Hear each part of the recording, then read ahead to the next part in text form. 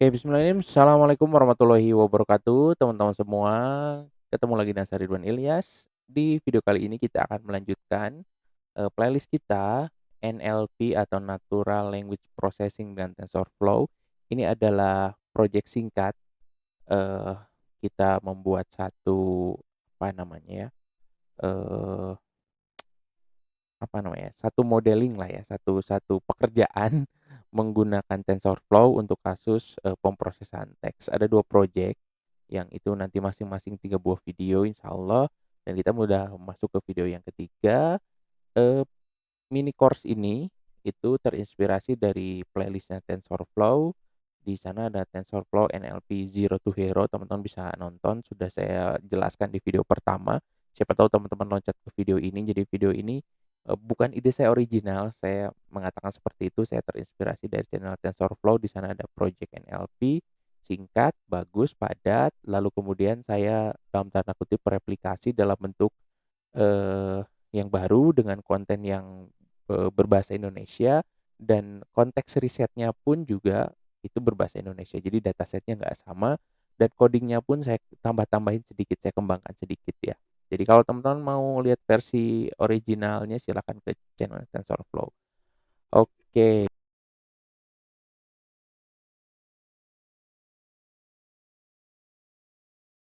video yang ketiga.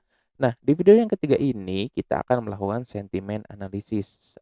Sentimen analisis itu jadi kita menilai satu buah kalimat itu kalimat positif, atau kalimat negatif. Nah, secara umum seperti itu walaupun, dalam beberapa riset biasanya ada yang kalimat netral juga ya, jadi ada 3 kelas. Nah, untuk kali ini kita kalimatnya, hanya 2 kelas, positif dan negatif. Nah, kalau di, playlist originalnya TensorFlow itu menggunakan dataset sarkas analitik gitu ya. Nah, kalau di video ini saya menggunakan sentimen analisis, datanya saya ambil dari satu penelitian Riza Lespi, teman-teman bisa subscribe, follow GitHub-nya. Di sini, ada banyak dataset yang sangat berharga kalau menurut saya.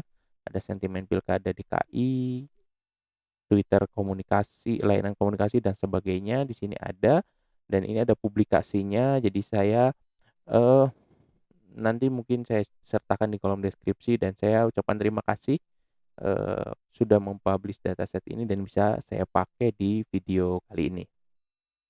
Oke, video kali ini akan lebih singkat dari sebelumnya karena coding-nya sudah saya kerjakan. Jadi saya nggak live coding karena ini coding-nya agak banyak, dalam tanda kutip agak banyak. Jadi daripada saya live coding, eee, saya akan jelaskan coding yang sudah saya buat. Oke, pertama datasetnya teman-teman download dulu, saya pakai yang ini sentimen, pilkada 2007 DKI 2017, lalu saya ubah namanya di dataset.csv, lalu saya upload ke Google Colabs. Nah, coding-nya apa aja? Bagian pertama itu adalah bagian import library, ada Pandas, NumPy, Matplotlib, ada random dan TensorFlow-nya tentu. Di sini juga saya ambil NumPy array, saya juga pakai scalar, skitlearn untuk, nge-split data latih dan data test. Oke, kita coba running, eee, semoga nggak ada error. Oke, importnya udah selesai, setelah itu saya di sini load data. Saya load data menggunakan Pandas, ini ya, Pandas read CSV, ini datasetnya, lalu kemudian di sini kita running, datasetnya seperti ini, ya, sebenarnya lengkapnya ya, lengkapnya itu, lengkapnya itu ini kalau kita tutup ya, saya sambil coba explore, lengkapnya datasetnya seperti ini ya, ada ID, ada sentimen, ada pasangan calon, ada tweet text ya, seperti ini. Nah, tapi saya tidak melihat dulu soal pasangan calon, saya hanya ambil teks tweet dan sentimennya aja. Ya, jadi saya cuman ambil 2 lalu, eee, ini datasetnya kurang lebih 1000 ya. Oke, ini loading datasetnya, lalu kemudian di sini saya preproses. Jadi untuk setiap data sentimen, ya saya kasih, 0 untuk dia yang disebut negatif dan saya kasih 1 untuk positif. Ya jadi saya ubah dulu label sentimennya yang tadi negatif jadi angka 1 dan, negatif jadi angka 0 dan positif jadi angka 1. Ini saya running. Oke, nggak kelihatan ya, saya coba print dulu ya. Sini kita print jangan banyak-banyak. Kita print berapa data tadi? 5 data ya. Oke, ini 5 data pertama. Oh, sorry, ini saya sudah sorry, di bagian Y ini hanya menghimpun apa namanya, sentimennya, sedangkan X ini untuk data tweet-nya aja. Jadi ini teks X itu Y-nya apa, teksnya saja, sedangkan kalau Y, enaknya di sini kita print aja deh. Eee, Ups, kok print aja repot. Nah, print X, lalu kemudian Y-nya kita coba tampilkan 5 data pertama aja. Oke. Nah, di sini, eee, oke, ini X-nya yang ini ya, yang, teks tweet yang ini, lalu Y-nya yang ini di bawah sih sebenarnya ini yang ini, 0,0000000 itu apa? Negatif ya. Kalau yang positif dia angkanya akan 1. Oke, udah.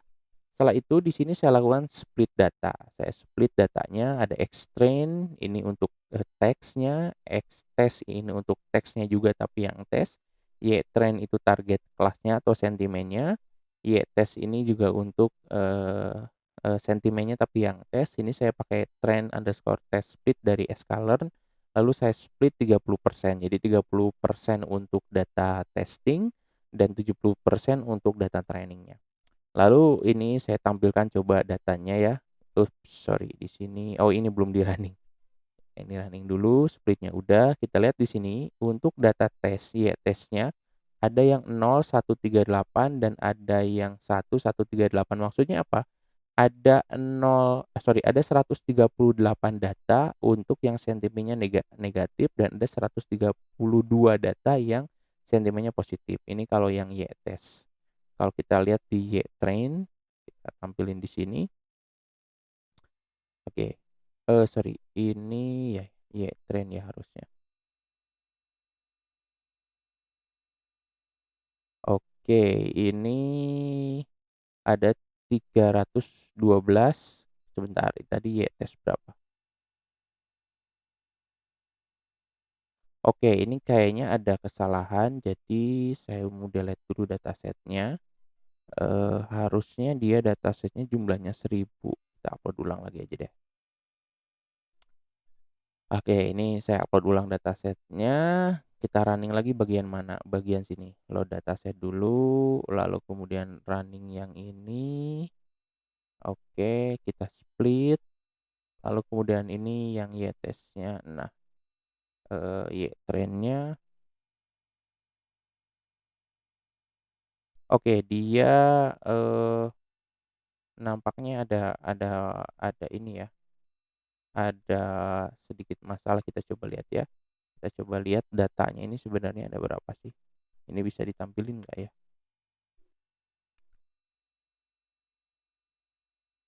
Oh, sorry. Oke, dia datanya ada 1.800 ya? Oke, berarti 30%-nya itu iya betul ya. Jadi ini 300 ini berarti jumlahnya jadi 600 lebih ya, benar ya, oke sorry. Ini datasetnya udah benar, splitnya udah benar, kok saya jadi panik ya, tadi kan waktu nyoba benar. Oke, ini udah benar, datasetnya ada segini, ada 1.800, ini kalau dijumlahkan 600 ya, 600 itu untuk data trennya, sedangkan data tesnya itu ini di jumlah sekitar 260-an lah, oke itu nggak masalah. Oke udah bener ya, udah bener splitnya lalu kemudian, kita konfigurasi untuk proses, tokenisasinya yang saya jelaskan di video 1 dan 2. Jadi kalau teman-teman loncat ke video ini tolong lihat di video 1 dan 2-nya. Ini ada vocab size ini untuk buat tokenizer-nya, ada embedding size nanti ini untuk, konfigurasi modelnya, untuk bikin, eee word embedding-nya, ada max length-nya juga ini juga untuk word embedding, ada tran truncat tipenya ini post, padding tipenya post, dan untuk OOV-nya pakai OOV. Ini udah dijelasin di video kedua ya. Nah, untuk embedding size, ini nanti kita, jelaskan di bagian word embedding-nya, atau nanti di video terpisah mungkin ya. Oke, ini konfigurasinya sudah, lalu kita proses, kita lakukan tokenisasi, lalu kita kumpulin word index-nya, kita lakukan padding. Oke, setelah padding kita convert, hasil padding-nya itu ke array. Nah, soal padding ini udah dijelasin juga di video kedua, kalau ini dia cuma ngubah jadi dataset-nya jadi array. Oke, setelah itu kita siapkan modelnya. Nah, ini agak saya ubah dari yang ada di TensorFlow, di playset TensorFlow. Jadi yang ini bagian ini sama, ada layer embedding, dia membuat word embedding. Nanti kapan-kapan saya jelasin tentang word embedding. Intinya adalah merepresentasikan vektor yang di sini ke dalam bentuk embedding yang ada di sini supaya dia lebih representatif. Lalu kemudian di sini ada global average polling 1D, jadi dia ada max polling untuk satu dimensi karena bentuknya array. Lalu kemudian di sini saya punya Eee, multi perseptron, satu layer isinya 24, perseptron pakai fungsi aktivasinya sigmoid. Kalau di videonya TensorFlow itu dia pakai ReLU ya. Nah, kalau saya pakai sigmoid, lalu di sini saya tambahin dropout, untuk menghandle overfit ya. Overfitting itu kejadian di mana data trainingnya bagus, data testingnya jelek, saya tambahin dropout di sini. Lalu di sini, ada satu layer untuk output layer di sini single perceptron, fungsi aktivasinya sigmoid karena di sini untuk menentukan kelas dia 0 atau 1. Lalu di sini modelnya ada binary cross entropy karena dia cuma 0, 1. Optimizer-nya saya pakai NADAM, kalau di video yang TensorFlow itu pakai ADAM, saya pakai NADAM. Kenapa pakai NADAM? Ya di beberapa percobaan saya ini yang lebih bagus ya. Oke, setelah itu kita akan lakukan training, saya setting aja epoch-nya sebentar 100, lalu batch size-nya ini 32, batch size-nya itu, artinya dalam satu kali training itu, eee, berapa data yang akan dipakai. Tapi bukan 32 ya, maksudnya gini, ini kan data latihnya tadi sekitar 600. Nah, berarti kalau kita setting, batch size-nya 32 itu sekali training itu 600 dibagi 32. Jadi kalau mau 600-600-nya di-training dalam satu batch berarti ini tulis 1. Supaya, trainingnya cepat saya tulis 32. Umumnya biasanya 32 ataupun kalau kita kosongin juga sebenarnya ini 32. Oke, di sini trainingnya udah jalan, cukup cepat karena batch size-nya tadi 32, udah hampir mendekati 100 epoch. Oke, udah selesai, nggak usah nunggu lama. Nah, di sini saya pakai Matplotlib untuk kita nampilin hasilnya. Oke, ini hasilnya wow, lumayan bagus ya, untung bagus ya. Lihat di sini, di grafik yang pertama, yang kuning ini adalah validation akurasi, jadi akurasi untuk data tes. Yang biru ini untuk data akurasi untuk data training ya. Iya, yang biru otomatis dia akan selalu bagus, harusnya ya. Selalu bagus, untuk validation akurasi dia mentok mungkin di sekitaran 75 nih di sini, dia nggak bisa lebih bagus lagi. Untuk loss-nya, untuk, validasinya dia turun, tapi untuk loss yang data latihnya dia ya sampai dapat optimal lah ya. Jadi model ini optimal, tapi untuk data latih, untuk data testingnya dia masih perlu, penyesuaian lagi lah ya. Oke, ini udah, trainingnya sudah, lalu kemudian perkiraan outputnya sudah. Nah, sekarang kita coba sedikit analisis hasilnya. Nah, pertama yang akan saya lakukan, saya akan melihat, confusion metric-nya. Yang perlu saya lakukan adalah saya masukkan data tes kepada model yang saya punya. Maka saya akan dapat list kumpulan kelas untuk setiap data tes ya. Setiap data tes ini ada kelasnya nih 10, 10, 101 itu positif, 0 itu negatif. Nah, setelah itu saya buat confusion matrix pakai fungsi dari TensorFlow, ada namanya confusion matrix, hasilnya akan seperti ini. 106 dan 98. Maksudnya apa? Ini 106 u untuk yang kelas 1 betul dan ini untuk yang kelas 0 betul dan ini, 98 untuk yang kelas 1. Oke ya. Untuk lebih jelas confusion metric ini saya gambar. Untuk digambar di sini saya normalisasi dulu. Nah, jadinya begini. Ini kan akurasi tadi kalau kita lihat itu di angka 75 ya, 75. Nah, Di sini yang kelasnya 0 dia bisa akurasinya 77 dan yang kelasnya 1 yang kelasnya 0 akurasinya 0,77, yang kelasnya 1 akurasinya 0,74. Nah, kalau saya ada yang oke, di sini oke, ada import yang terlewat, import Seaborn, S sorry, iya betul, SNS. Oke, di sini saya tampilkan, confusion metric-nya tadi dalam bentuk gambar. Oke, seperti ini ya, ini true label, yang ini predicted label. Lihat di sini, untuk yang 0 kelas negatif ya, dia mampu mengklasifikasikan 0,77, sedangkan untuk yang dia kelasnya positif dia, eee, performansinya 0,74, yang memang nggak akurat banget gitu ya, tapi ya lumayan untuk data testnya ya. Data testnya. Nah, ini analisis, hasilnya sudah dan sekarang kita akan coba melakukan prediksi prediksi dari satu buah kalimat. Caranya kita bikin kalimat di sini. Ini misalkan kalimatnya Anies kalah pilkada. Mohon maaf ya, buat para pendukungnya Anies, kita ini lagi lagi coding bukan lagi bahas politik ya. Kita coba running ya. Misalkan kalimatnya Anies kalah pilkada, dia kelasnya 0, artinya negatif. Tapi kalau kita ganti di sini Anies menang menang pilkada, 1 dia positif. Atau yang lain ya, Anies, menang pilkada DKI, berubah nggak ya dia? Oh oke, dia tetap ya. Oke, Anies kalah sudah, Anies menang sudah, misalkan misalkan ya, eee, Pak Anies sombong sekali. Mohon maaf ya, Pak Anies kan tidak sombong harusnya ya, oke. Wow, ini salah prediksi ya. Saya masukin kata Pak Anies sombong sekali, di sini dia bilangnya positif. Iya, mesin seperti ini, nggak selalu berhasil. Kalau di sini saya tulis Pak Anies baik, oke mungkin di sini kata sekalinya mempengaruhi, kita coba running. Oke, Pak Anies baik, Pak Anies sombong, oh atau Pak Anies kasar, kita cari kalimat yang kira-kira negatif. Oke.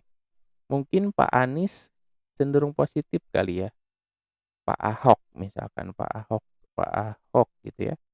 Pak Ahok kasar, positif, Pak Ahok baik, positif juga, oke.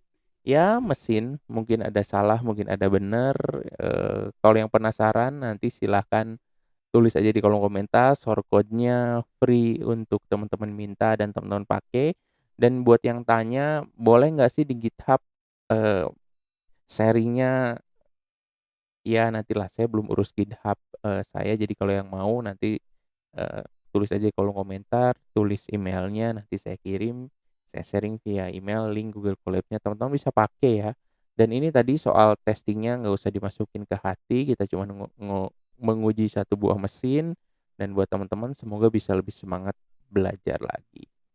Oke, itu aja teman-teman untuk video kali ini di sentimen analisis di playlist, NLP dengan TensorFlow. Nanti kita akan masuk ke video berikutnya. Semoga teman-teman suka konten-konten di channel ini dengan saya Ridwan Ilyas, saya coding. Assalamualaikum.